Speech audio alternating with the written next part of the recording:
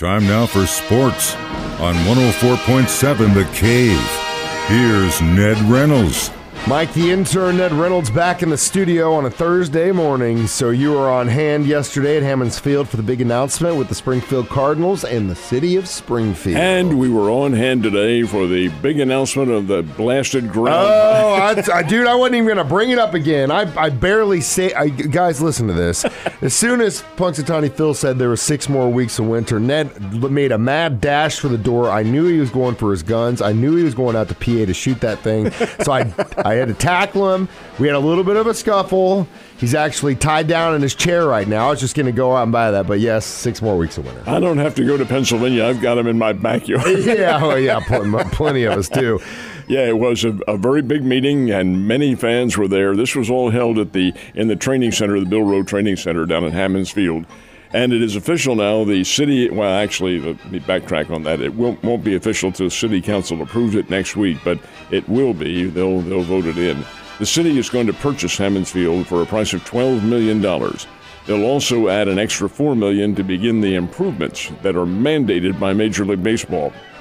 And that includes new lights and an improvement to certain parts of the field itself and to the inner workings, the locker rooms. They have to add female locker rooms in there with the understanding that there will be female umpires coming along, and that's obviously separate dressing facilities.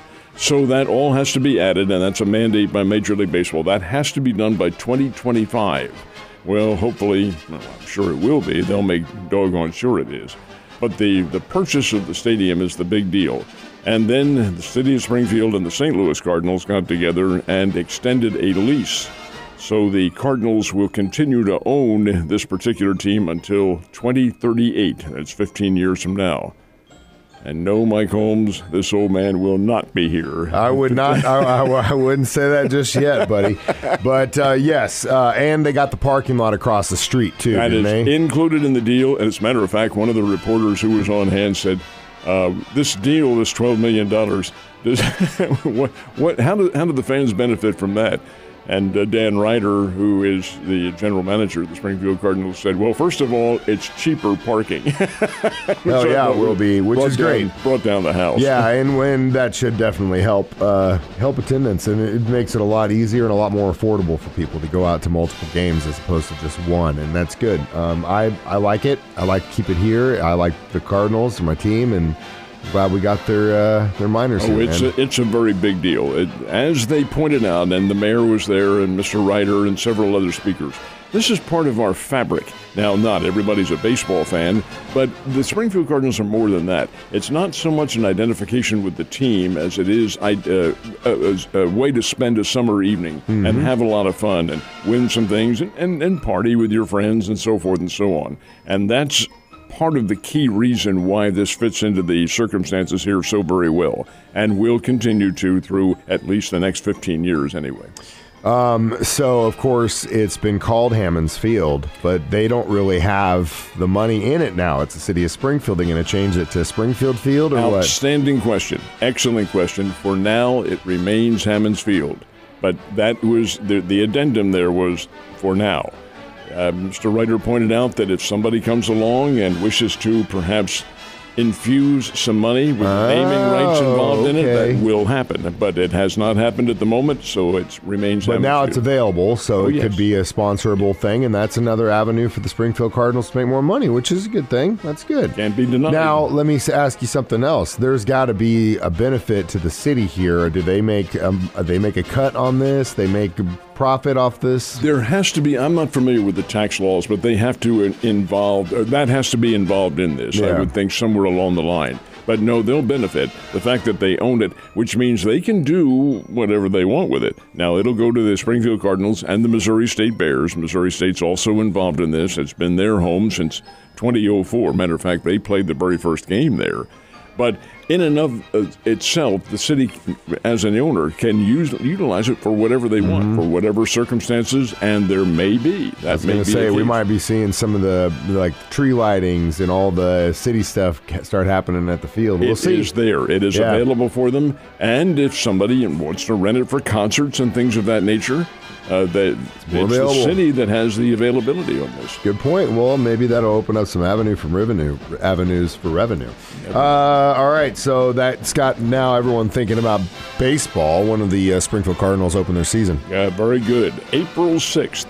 It is a Thursday evening, and the Wichita Wind Surge will be here for the first 3 games. Wichita is the AA farm club of the Minnesota Twins, and they have some excellent young talent. So will the Springfield Cardinals, who remains to be seen because that really isn't decided until about the 2nd or 3rd week of spring training. But over and above all of that, it should be a lot of fun. It's going to continue to be. It has been. I don't think there's any question about the fact, Mike, that attendance has dropped a little bit, and part of it was that parking. That had a lot to do with it. But some of it is also the novelty of the team wearing off. But when you realize what a summer day, and it was 2005 is when they began. That's not all that long ago. What did we do before then on a summer evening? Well, the Springfield Cardinals are part of our fabric right now. Yeah, what did I do before 05 in the summer? I probably don't want to talk about on the air because is the statute of limitations over yet? I don't know. But yes, you're right. And having worked with the Cardinals for years and being a part of the organization and all that stuff, you're absolutely right. Going to games, going to the bar afterwards, always a blast for me. So now that I've got youngins, I'm probably going to be more involved in the Little League scene for a little bit. But sure. So Lady Bears, both on the court yesterday. Who got the dub? They both did. Nice. They both did in very close basketball games. Lady Bears were in Carbondale, Illinois, and you knew Southern Illinois was going to be a very tough opponent. They always are. Well, they battled tooth and nail back and forth, and the lead changed hands on a number of occasions. But in the end, the Lady Bears held on to win it by a score of 70-68 in an absolute dandy. So that's another big win for the Lady Bears, who are playing very well. The Bears played here in town, played at the Great Southern Bank Arena, taking on Valparaiso. Now, Valpo is not one of the league leaders. They're at the bottom level, probably going to have to play in the play-in round. But oh my, did they ever give the Bears a tough fight. Valparaiso was ahead late in the game by as many as 7 points, 8 points. The Bears were not having a great night shooting from three-point range, but fortunately for them, they got hot in the stretch, able to tie the game on three-point shots on trays and send the game into overtime, tied at 65. Well, Valparaiso was out of gas. They had nothing left, and the Bears won the game, I should say, 76-67, outscoring. I think the Valparaiso team scored 2 points in the final at the extra period, which is 5 minutes. And the Bears just had more stamina than Valparaiso did. Shouldn't have been that close, but it was. But it's a win, 76-67 in overtime. So both get victories. That's big. It is big, and this is the time of the year where you've got to win.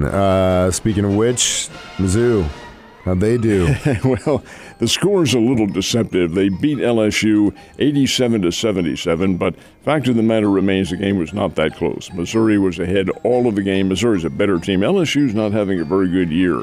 And in fact, the Tigers kind of toyed with them down the stretch, but the bottom line is a win for Mizzou.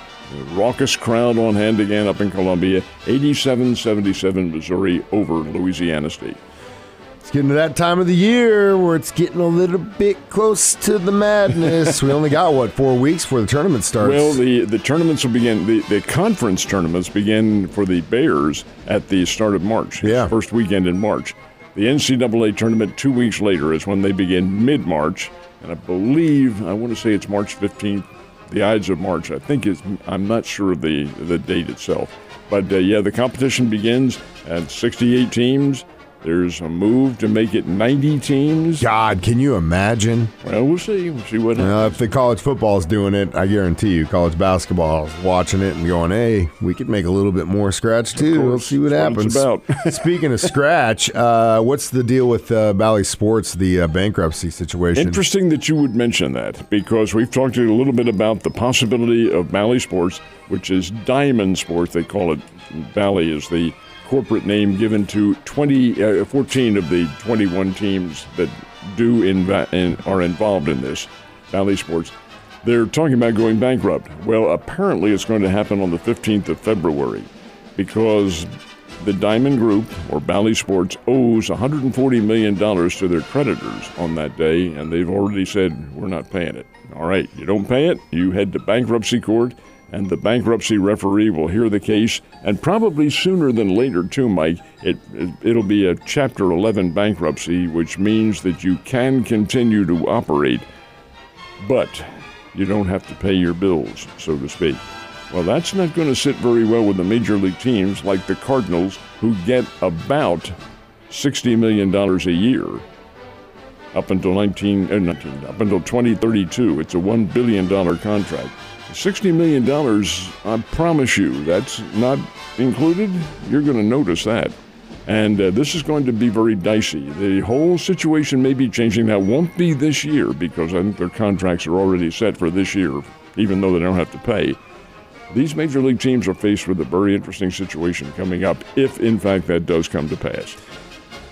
It's become a crazy situation now that we've got so much saturation in the streaming world and all these people can just come up and take over. And that's where the games will be going. Yeah, it's going to be an interesting situation in the next few years, Ned. Enjoy your day, and I'll see you on Friday, sir.